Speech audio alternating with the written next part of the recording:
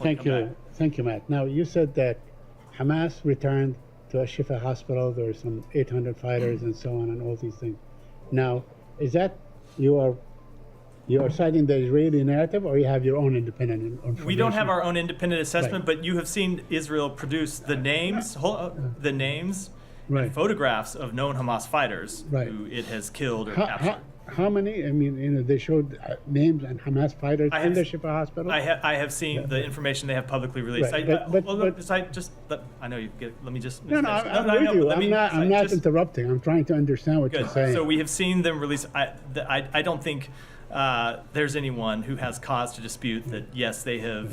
There were Hamas fighters hiding in Al-shifa hospital again, not for the first time. Okay, so you are certain that the reason that Israel went into Al-shifa hospital one more time is because Hamas fighters were there, and not hundreds of civilians that have taken refuge there. So I think it is certainly a fair conclusion, given what has been their goal since the outset of this campaign, to take the fight to Hamas.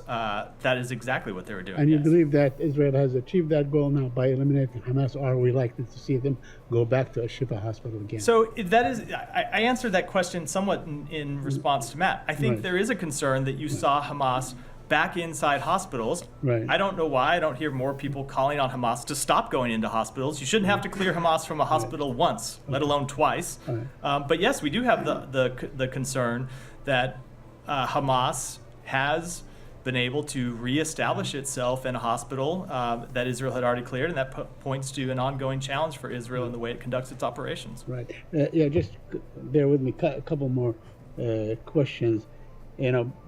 But why do you think, in your opinion, what value is there strategically for Israel to burn all the buildings, destroy all the equipment, destroy every last X-ray machine and everything in the hospital, and not keep it? If their fight is with the fighters, why must you destroy as they left? There was no fighting when they left, just to burn the buildings and burn the things and destroy everything. So let me just say, why is that okay? Let me just say this gets into where I'm often asked to comment on questions where there are conflicting accounts. And Israel has said that is not what they did, and we don't have ground truth on that question. Israel has said what they tried to do is protect patients and not operate in places when there are patients, to evacuate people from the hospital, and only operate in a way that would impact the Hamas fighters that were there.